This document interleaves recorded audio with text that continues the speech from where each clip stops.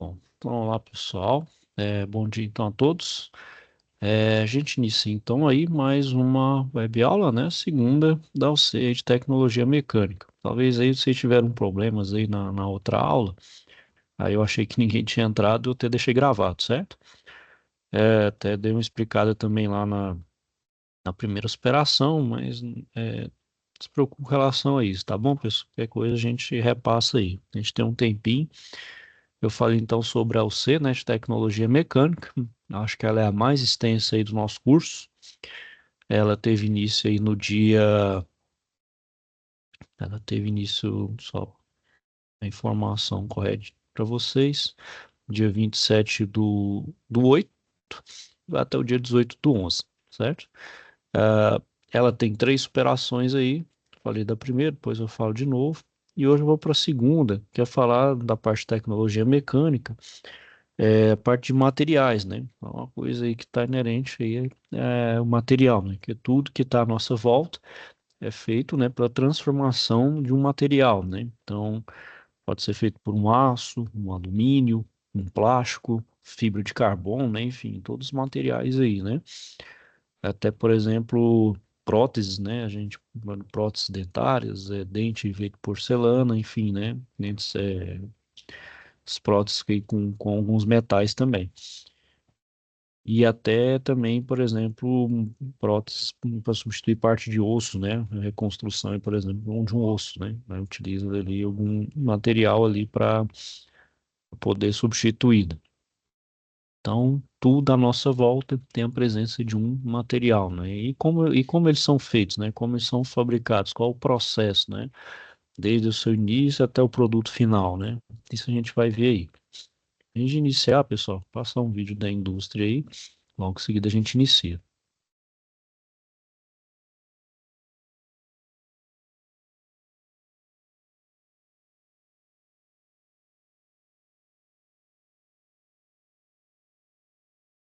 Passar o vídeo aqui, logo em seguida a gente inicia a aula.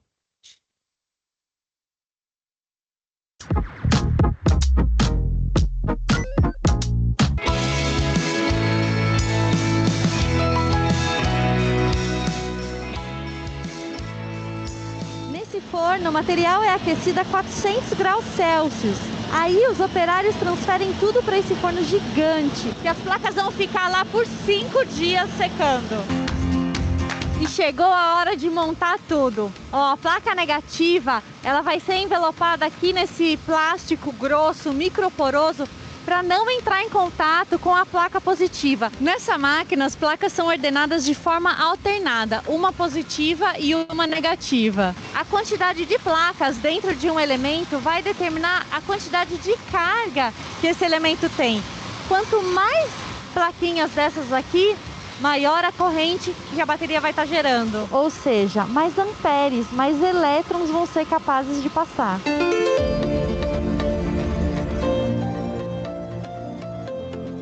Toda a bateria tem 6 espaços aqui dentro para caber exatamente 6 elementos, 6 conjuntos das placas positivas e negativas. Isso porque cada conjunto gera 2 volts. Como esses elementos estão ligados em série, no total a gente vai ter 12 volts sendo gerados aqui por essa bateria. E não dá para eles ficarem soltos lá dentro, né? Eles precisam ser soldados. Como que isso é feito? Eles aproveitam que tem chumbo ali em todas as placas e todos os elementos, encostam um no outro e jogam calor. O chumbo derrete, quando ele esfria, está grudado. Isso porque só o chumbo resiste ao ácido sulfúrico. Se a gente fosse usar algum outro material, o estanho, por exemplo, que é um material que o Iberê ensina a usar no Manual do Mundo, ele não resistiria. O próximo passo é passar por uma máquina que vai testar a parte elétrica, para ver se não tem nenhum curto acontecendo lá dentro, para saber se os envelopes estão funcionando direito.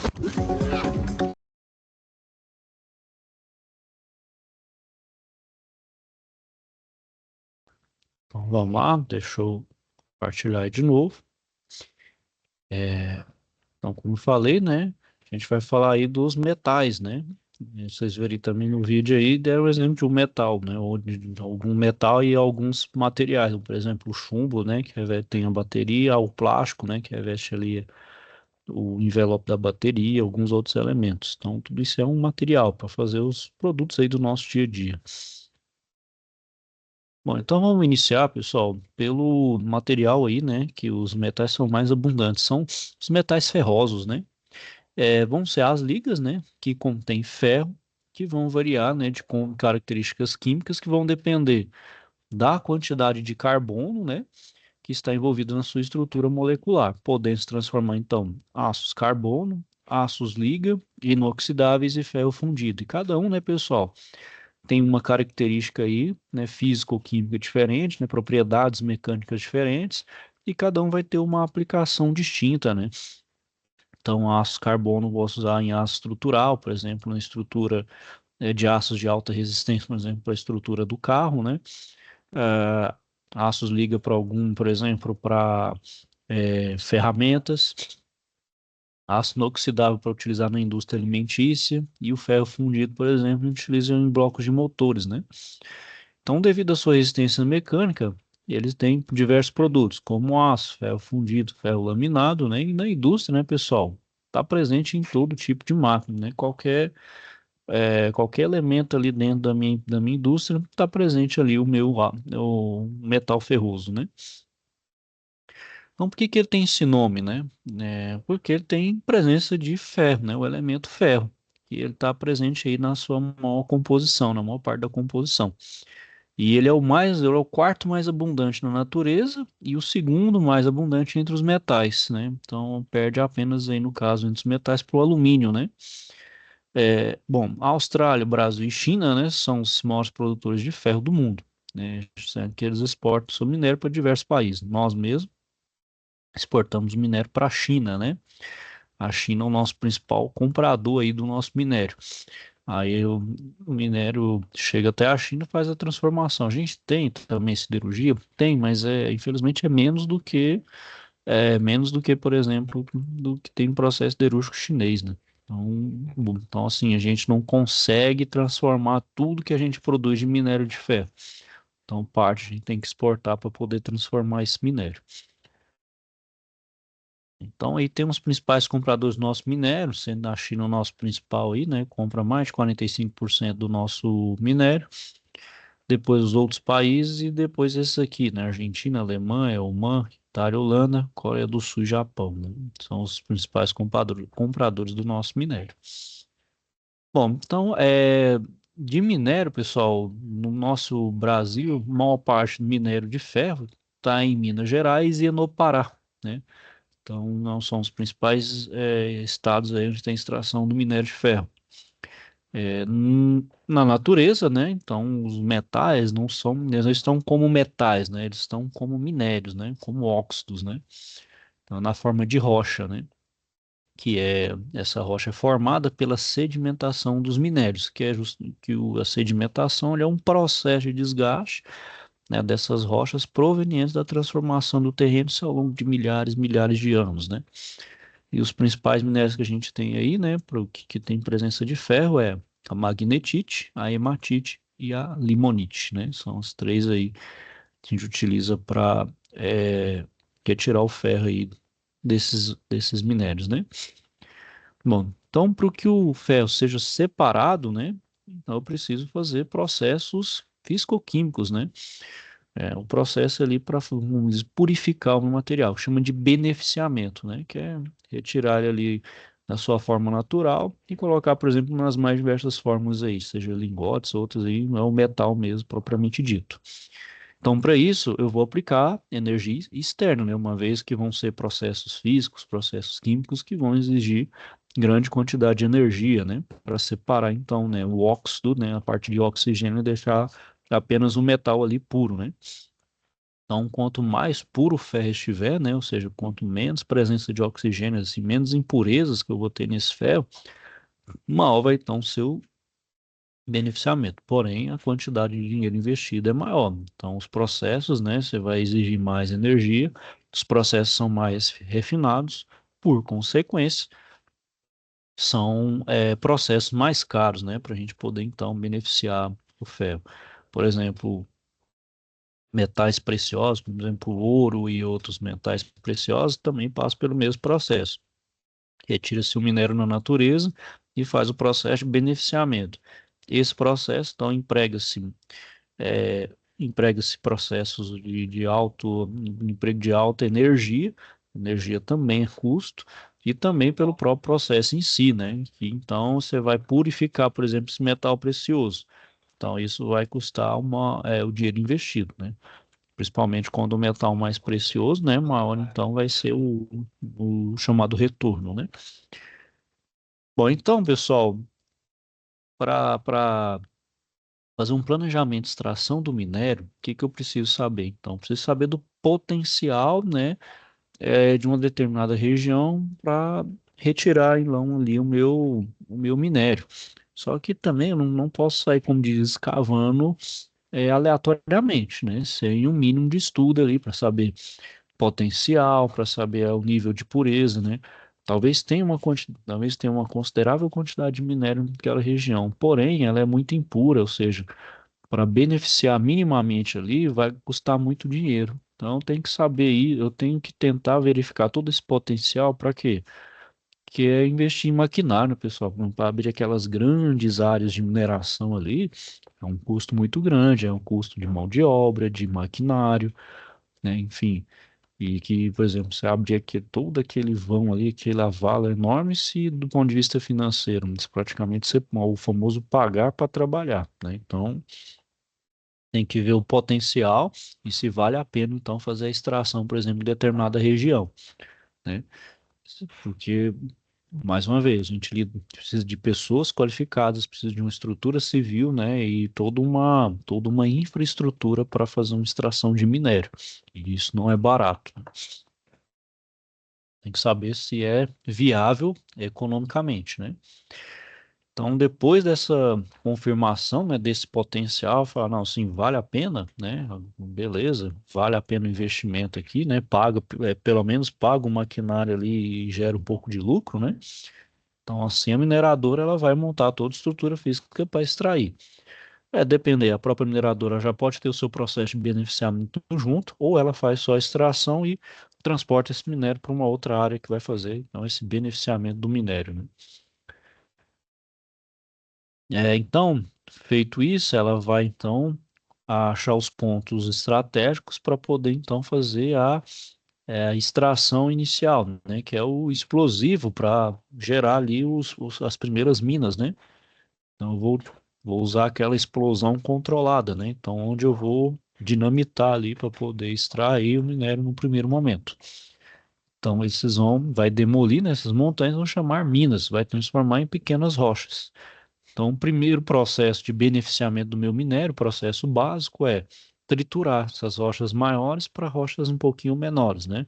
Até vai diminuindo essas rochas até ela ficar em estado de pó, apenas o chamado ali, o óxido bem moído mesmo, mano. Tá bem já triturado, né? Então já fica no formato de pó para poder passar pelos demais processos químicos e físicos, né?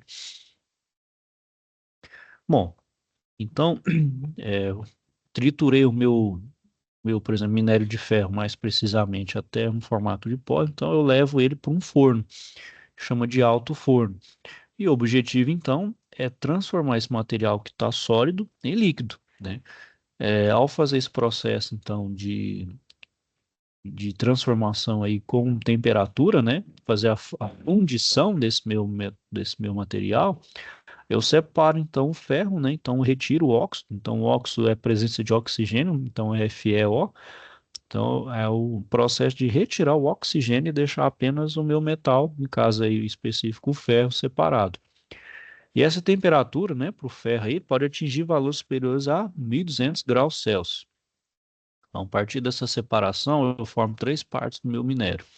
Então, a primeira é a escória sólida, né, que é formada pela fusão das impurezas do minério de ferro. Então, tudo que é chamado de impureza, aquilo que não é interessante ali ter na presença, ter no meu metal, eu chamo de escória. Essa é uma escória sólida, né? Então, são impurezas ali que está presente no meu minério de ferro. A escória líquida, ela é um produto da redução do minério de ferro, então, pelo coque e calcário. Então, no momento que eu adiciono coque, e calcário, eu gero, então, essa escória líquida. E por fim, né, o mais importante aí, né, que eu preciso dele é o chamado ferro líquido, que é o chamado ferro gusa, que ainda não é o nosso ferro ainda extremamente purificado, né? Ele ainda tem algumas impurezas, né? E nele é usinável, né? Bom, então por diferença de densidade, né, pessoal, a escória sólida, né, ela vai flutuar sobre a líquida, né? E logo abaixo vai se encontrar a parte de maior parte específica, que é o meu ferro líquido. Então, a partir de duas aberturas especiais no meu forno, né, então a escória líquida, ela passa a ser transferida para outro recipiente, como está aqui, né, e aonde vai ser aproveitado como subproduto do minério. Então, esse produto não é 100% descartável, ele vai ter, então, alguma destinação aí, né, alguma uma parte dessa escória aí pode ser reutilizada em um outro processo ou pode ser também comercializada para outros tipos de indústrias que utilizam essa escória. O ferro líquido, né, por sua vez, que é o produto principal, ele vai ser transferido em forma de lingotes, né, que são forma aí de placas, né, prismáticas ou de qualquer outra forma, em um recipiente chamado cadim, que é a forma, né, então eu jogo ele líquido ali, ele vai então solidificar no formato daquela forma ali, né, onde ele vai ser então encaminhado para a aciaria, onde eu faço então os outros processos, por exemplo, de purificação desse ferro gusa, que ele ainda é vamos dizer, um ferro sujo, né? Ele ainda tem muitas impurezas nele. Então ele vai ter que passar ainda por alguns outros processos químicos aí para poder purificá-lo. Bom, e esse ferro gusa, pessoal, ele tem uma característica. Ele primeiro ele não necessita, ele não é questão de nem necessitar, ele não pode ser usinado, porque ele ainda é um material bem quebradiço, ele ainda é um material bem frágil. E um processo de usinagem aí, seja um torno, um CNC, ele não é recomendável, mesmo que ele é extremamente quebradiço. Então, por isso, ele deve ser utilizado ainda em outros processos para poder purificá-lo. Bom, sobre a escória, né, como eu falei, ela é formada pela inserção de calcário que vai reagir com as impurezas. O calcário, então, é adicionado justamente para uma espécie de floculante, né, igual tem na água, né, que joga-se o floculante para pegar toda aquela matéria sólida que tem na minha água e juntar ela em um lugar ali que fica sólido, sobe, né, e retira ali da água. Mesma coisa com o ferro, né? No caso aqui eu adiciono calcário. Ele vai meio que atrair as impurezas, principalmente impureza do tipo sólido, para poder retirar ali do meu ferro, né? Bom, então agora, né, pessoal, com o ferro gusa, eu preciso transformar esse meu ferro gusa, ou seja, purificar ainda mais esse meu ferro, né? Então ele vai ter impureza, como eu falei. Então, dentro desse ferro gusa vai ter elementos como manganês, silício, fósforo, além do carbono, que vai ser presente em concentrações de 2 a 5% aí. Então, em processos que vão exigir maior pureza do material, né, então vai passar por novos procedimentos térmicos, né, como é o caso da transformação do meu ferro gusa no aço. Então, o meu ferro gusa ele pode ser transformado em diversos tipos de aço, né? O ferro, que é o aço é nada mais é o meu ferro purificado, tendo apenas além do ferro carbono e nada mais. Alguns outros elementos de liga, mas dependendo apenas ferro e carbono. Que eles vão diferenciar então esse aço devido a distintas concentrações de carbono. Ou seja, quanto menos carbono, é mais maleável esse meu ferro, ou esse meu aço. E quanto mais carbono, mais quebradiço, né? Mais frágil é esse meu ferro, né? Esse meu aço. E então, pessoal, para obter esse ferro com pureza de até 100%, ele vai ter outros processos de beneficiamento para eliminar o carbono. Ou seja, se eu quiser tirar todo o carbono desse meu ferro, eu vou ingerir então, né? Injetar é, oxigênio, né? No meu alto forno. Então, o oxigênio ali para justamente eliminar o carbono, que através ali do oxigênio, ele reage com o carbono, forma-se o CO2, né? Então, o CO2 então vai para a atmosfera e purifica ali o meu ferro. E esse ferro que é altamente puro, ou seja, praticamente não existe qualquer outro elemento além do ferro, vai chamar de ferro doce. E, e com isso, né, pessoal, a gente observa essa influência do carbono, né? Então, o carbono aí vai determinar principalmente essa questão de maleabilidade ou dureza do meu ferro, né? Então, ele pode ser empregado na fabricação de produtos, né, que estão presentes no nosso dia a dia, como ferramentas, veículos, equipamentos e máquinas, estruturas civis, como viadutos, pontes, condomínios residenciais, né? Então, esse aço estrutural aí, né, as vigas aí de aço, né, de ferro aí, estão presentes nas mais diversas estruturas aí prediais e também no nosso dia a dia aí mesmo. Bom, o ferro fundido, né, pessoal, ele é uma liga de ferro, né, obtida então pela redução do percentual de carbono do ferro gusa. Ele é um dos mais utilizados na indústria, né, então sua composição é o ferro, principal elemento, além do silício e o carbono. A gente vai ter no mercado diversos tipos de ferro fundido, que vão diferenciar eles a partir da concentração dos elementos químicos presentes em sua composição. Então, conforme a tabela aí, que na verdade está ao lado e abaixo, né, o ferro dúctil, né, é o elemento que apresenta então maior porcentagem de carbono. Então, considerado um elemento de alta dureza e por isso não baixa ductilidade. O que é a ductilidade, né? Uma propriedade mecânica, que é dos metais. Então, não dos metais, dos materiais em si. É uma propriedade que os materiais têm de deformar na presença de uma força externa sem que ocorra o rompimento. Então, por exemplo, é a absorção ali de força externa. Então, ele consegue absorver sem se romper. Que o material, à medida que ele vai sofrendo ali algum impacto, ele absorve essa força e não se rompe.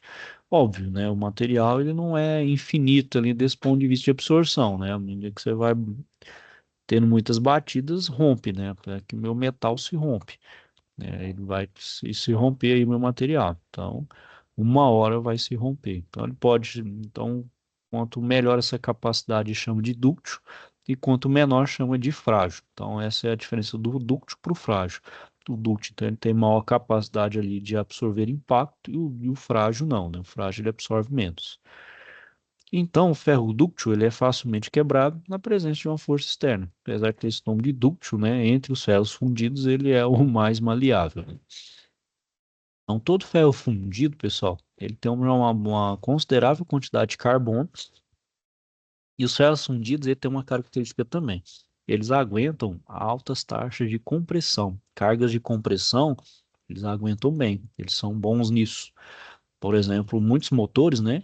Motores de carro mais antigos aí, o bloco, né? O bloco ali é de ferro fundido. Porque o ferro fundido, ele aguenta as compressões do meu motor, né? As grandes taxas ali de força, de compressão, que é gerada ali na explosão, né? Na câmara de combustão, o ferro fundido absorve bem.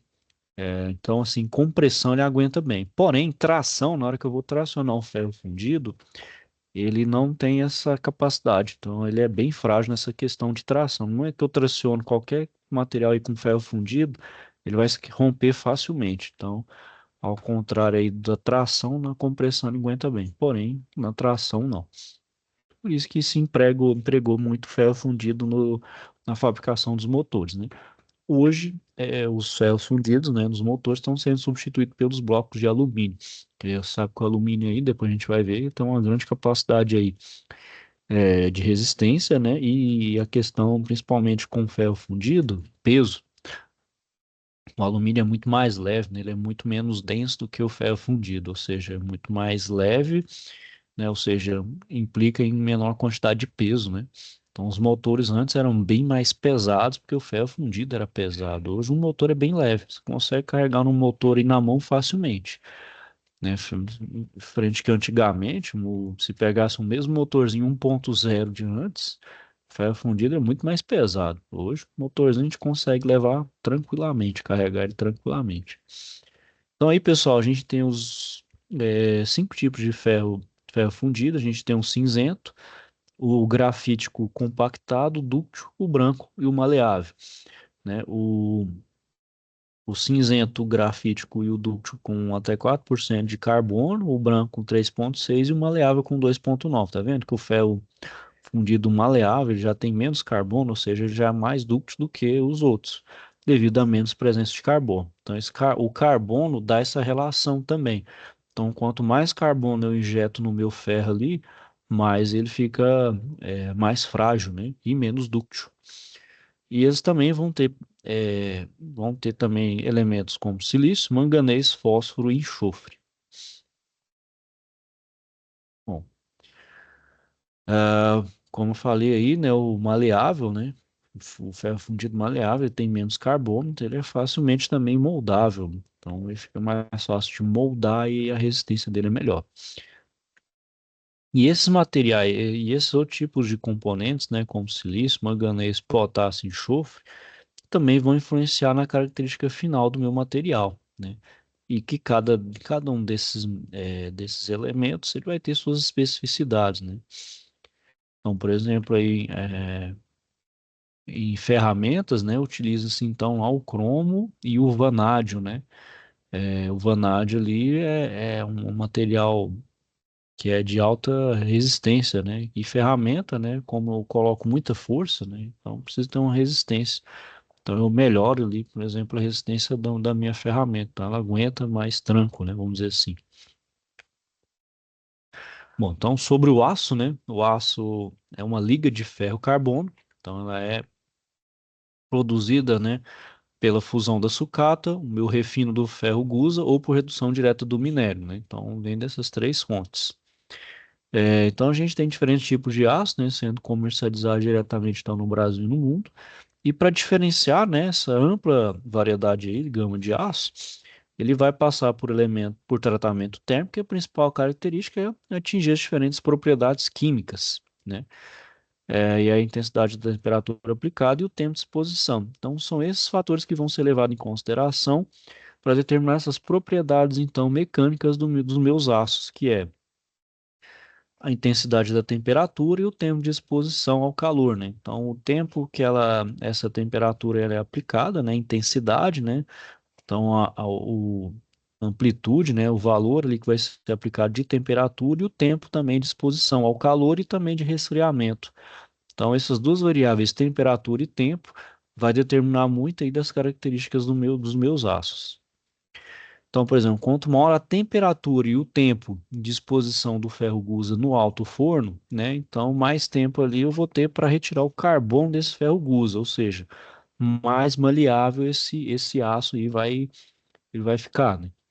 Então, por outro lado, né, eu consigo então obter um aço dúctil, maleável de boa usinabilidade, né? Frente ali que meu ferro gusa, ele não é nem maleável, nem dúctil, nem de boa usinabilidade, então eu retiro todo aquele carbono, melhora essa questão da usinabilidade. E os ácidos com baixo teor de carbono, né, eles vão ter valores inferiores, né, a 0,25% de carbono, que vão ser então utilizados no setor no automotivo, né, para fazer principalmente a estrutura, né, chamada ali cabine de sobrevivência, né, onde o meu carro ele pode se deformar totalmente por fora, mas a chamada gaiola de sobrevivência ela justamente tem que resistir aos grandes impactos aí, por exemplo, de batidas e de acidentes, né? Também também pode ser utilizado nas bebidas, né, ou com latas em estanho, né? Então tem ainda muitas latas em estanho para alimentos e outras aplicações. Bom, os aços, pessoal, de médio teor de carbono, eles vão ter então entre 0,25 a 0,6 de carbono. Nós vamos se caracterizar por ter uma boa resistência mecânica, uma resistência à abrasão e uma boa tenacidade. O que é a resistência mecânica? É a capacidade do meu material a resistir esforços físicos, como choques e impactos, sem se romper, sem ali falhar, né? Então, ele é a capacidade que tem a esforço pode ser um esforço estático, dinâmico, né? Como choques e impactos, né? E uma resistência à abrasão, né, que é a propriedade, então, que um material tem de desgastar o outro devido a movimentos cíclicos, né, geralmente é atrito, né, atrito entre um elemento e outro, né. E, então, o material que possui boa resistência à abrasão, ele é um material de alta dureza, né, ou seja, principalmente na questão de atrito de um metal com o outro. E a tenacidade, né, é a capacidade que o material tem em absorver energia na presença de uma força externa sem se romper, né, então tenacidade, né, aquela capacidade que o material vai absorver energia, né, sem ele se romper, sem ele se, como diz, quebrar, né. E os ácidos de alto teor de carbono, né, pessoal, eles vão ter então entre 0,6 a 1,4% de carbono, São aços rígidos de alta resistência à abrasão, porém de baixa utilidade. Então, à medida que vocês estão observando que aumenta o meu carbono, o meu aço ele tende a ficar um pouco menos dúctil, ou seja, ele começa a ficar um pouco mais frágil, né? Uma maior dureza. E vai melhorando a questão de resistência à abrasão, porém vai perdendo em outras características, né? Então, são amplamente aplicados em ferramentas de corte industrial, né? Ou seja, essas ferramentas de corte a gente utiliza, por exemplo, nos tornos CNCs aí, né? Também facas e arames, e também a gente pode ver também utilizados em engrenagens e molas. Então, por exemplo, na engrenagem, específico aqui para engrenagem, no corpo da engrenagem, que está nessa parte que chama de alma, ou até aqui onde fica o rasgo da chaveta, eu tenho meu aço com um determinado nível de carbono, que já é para ter uma certa resistência. Para melhorar principalmente a parte crítica da engrenagem, que é os dentes, né, onde tem então, as maiores forças ali, as maiores concentrações de tensão, uma vez que os dentes ali é uma área de contato muito pequena, né? Então, esse engrenamento, que é a área de contato entre os dentes, gera então uma tensão muito grande. Então, eu preciso de ter uma extrema resistência ali, ó, e sem deformar, porque se deformar, no momento que os dentes vão se engrenar e deformando, ele vai absorver energia, então não tem a transmissão correta de movimento. Ou seja, aquele movimento que era para ser transmitido de uma engrenagem para outra, a minha engrenagem vai absorver e não vai ter, então, uma melhor eficiência de transmissão de movimento. Então, para isso, o que que eu preciso fazer? Eu preciso endurecer ao máximo esses dentes da minha engrenagem de forma que eu consiga transmitir o movimento sem ele também se fragilizar de uma forma que ele vai começar a quebrar. Então, tem que ter aquele equilíbrio, nem muito maleável e nem muito duro. Então, qual que é o processo que chama ali? Eu passo o processo de cementação. Cementação é adicionar carbono justamente só nessas partes do dente aqui, para eu poder, então, melhorar essa capacidade, então, de transmissão de movimento, né? Então, melhora a dureza só nessa área ali. É um processo um pouco mais caro, por isso que engrenagem, pessoal, é bem caro, né? Você vai trocar, por exemplo, engrenagens aí, o jogo de engrenagem, ela é bem caro, porque o processo de fabricação de engrenagem não é nem um pouco simples, né? Ela é bem complexa, né? Então é um custo aí, mas que é necessário, né? Bom, então os metais ferrosos, pessoal, na indústria é amplamente utilizado, então desde as ferramentas manuais, como um alicate, uma chave de fenda, a máquinas pesadas, como por exemplo, trocador de calor, caldeiras, né? Então, que são elementos aí que são é, submetidos a grande pressão e temperatura, né? Então, os aços têm uma boa resistência com relação a isso. Também, né, pessoal, pode ser encontrado na indústria, no setor eletrônico, né, também na indústria naval, petrolífera, alimentícia, entre outros. Mais especificamente no setor alimentício, a gente utiliza os aços inoxidáveis, né, em todo o meu processo. Então, em uma indústria alimentícia, você vê aquele aço bem brilhante, assim, né, parecendo que está polido. Aquilo ali é o aço inoxidável.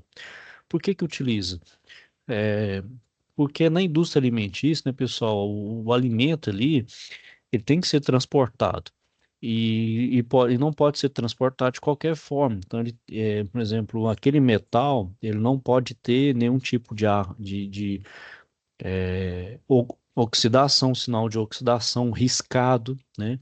Porque o riscado ali no meu metal pode dar o início ali de acúmulo, por exemplo, de micro-organismo. E esse micro-organismo, por exemplo, entrando em contato com o meu alimento, pode então vir então a dar problema, né?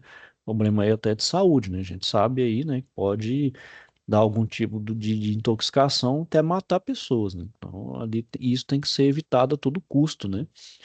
Então, ali, todo o meu processo, né? Por exemplo, esteiras, principalmente esteira onde faz o transporte e principalmente bombeamento, né? Então, por exemplo, indústrias de atomatados, né, de tomate ali, né, que faz o processo de transformação do tomate, vai bombear, né? Então, joga um pouco de água ali e bombeia, então, aquele meu tomate ali em forma de polpa, né? De forma ali em forma de polpa. Então, precisa ser transportado. Ele vai ser transportado por tubulação que também tem que ser de aço inoxidável, né? Então, também não pode ter sinal de oxidação, tem que ser tudo perfeitamente ali, não ter nada, né? Para não ter problema de intoxicação, né? É, não a intoxicação, né, por contaminação de micro-organismos e também a minha bomba, né, minha bomba também, que vai bombear esse atomatado ou qualquer outro alimento que seja aí, né, ou bebida, tem que ser tudo em aço inoxidável. Por sua vez, é um aço caro, né, pessoal, porque o aço inoxidável ele é caro. Ele é inoxidável porque ele nunca oxida?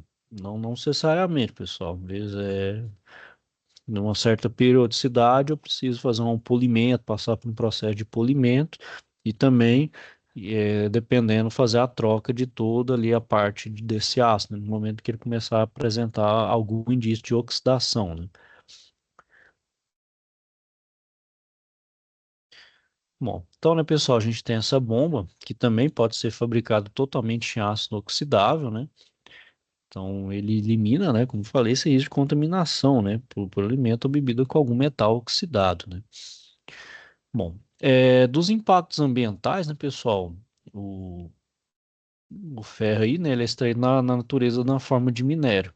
Bom, então, uma forma de não ficar se extraindo também de forma irracional, né, é ao tentar fazer o reuso, né? Então, tanto quanto possível, né, fazer a reutilização dos metais, né? Então, fazer uma nova fundição, né? Não e tentar pegar o mínimo de material, vamos dizer assim, que é chamado material virgem, né? Que vem ali da terra. Porque isso aí gera impacto, né, pessoal. Por mais que a gente faz ali uma empresa de mineração, olhando olhando ali do ponto de vista de responsabilidade ambiental, mas tem um impacto, não tem como, é inevitável. A gente faz ali uma extração mineral, mas com o mínimo de impacto, mas esse mínimo ainda gera.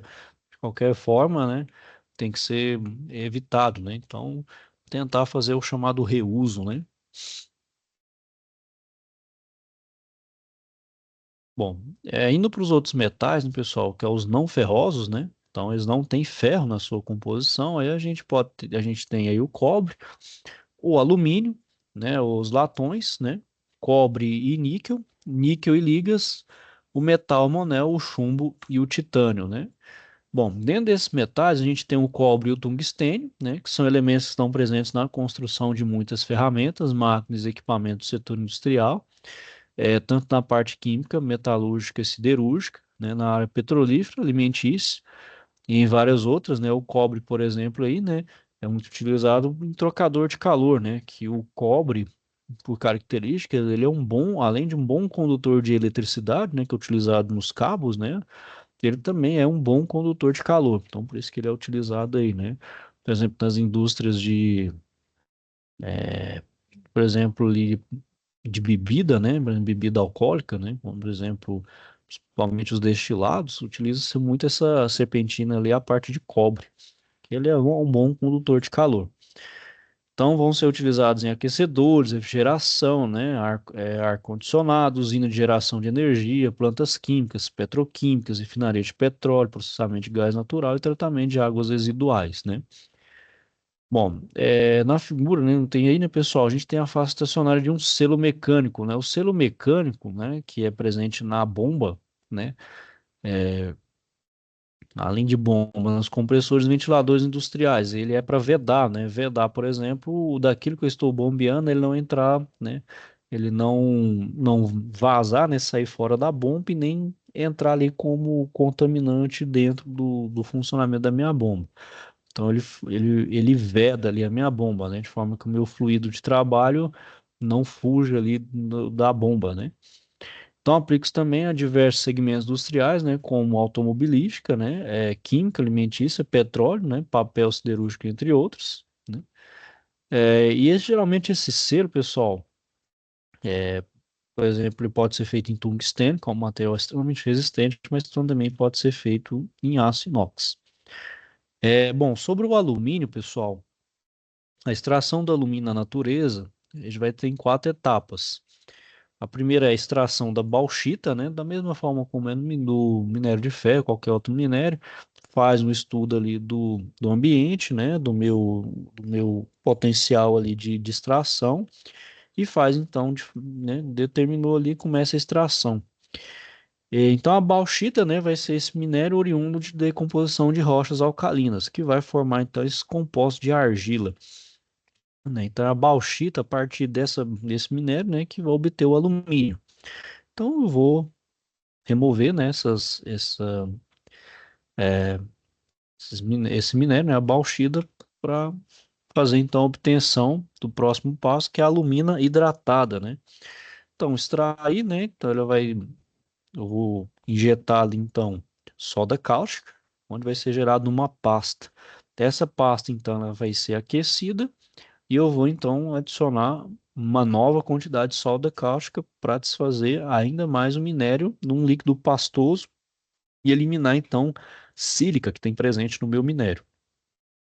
E essa pasta então vai ser processada, né, por um processo de sedimentação e filtragem.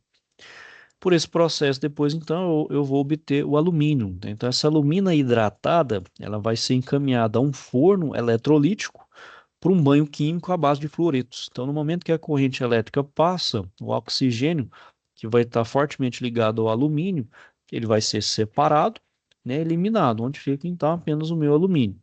Então, agora o meu alumínio vai estar pronto para ser utilizado, né, na fabricação de tarugos, chapas, lingotes, entre outros. Então, o que que acontece, né, pessoal, nesse forno? É um forno por indução, então ocorre sobre presença de corrente elétrica, né?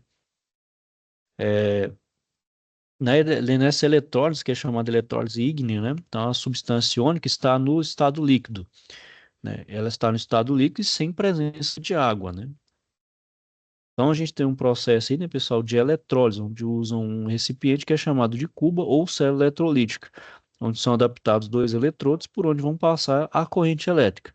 Os eletrodos podem ser ativos, né? Ou seja, eles vão sofrer algum tipo de alteração em que um sofre redução e o outro sofre oxidação, ou eles podem ser inertes, onde ele só vai reagir ali onde está, por exemplo, imerso aqui. Os inertes, né, são a platina ou o grafite, né? Bom, as ligas de alumínio, né, pessoal, vão ser conhecidas por sua resistência à corrosão e baixa densidade. A condutividade elétrica, né, facilidade de fabricação e aparência também são características atraentes. Então, o alumínio, por exemplo, eu não preciso, né, dependendo do seu acabamento superficial, não preciso passar por um processo de pintura, né, igual aos outros metais, né? Então, ele simplesmente ali, na sua forma natural ali, ele já tem uma boa aparência, né? Então, não há necessidade, por exemplo, de passar por um processo de lixamento, nem fazer uma pintura, né? Ok, pessoal? Bom, então eu vou falar aqui agora da superação número 2.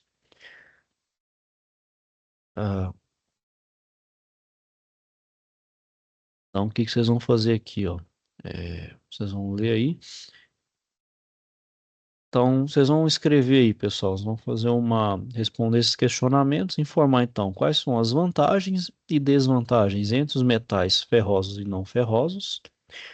E vocês vão ler aqui, então, vocês vão ler aqui o contexto e responder qual que é o tratamento térmico aplicado após o processo de soldagem. Você pode estar vendo aqui e também pode estar pesquisando, certo, pessoal, para responder aí. Ok? Tem alguma dúvida, questionamento? Não, Tranquilo, pessoal? Bom, então é isso aí. Vou finalizando aqui por hoje. Se tiver alguma dúvida, então, questionamento, não deixe de procurar, tá bom, pessoal? Então, vou desejar a vocês, então, um bom dia. Fiquem com Deus e até a próxima. obrigado. Bom dia para o senhor também. Tchau. Tchau, tchau.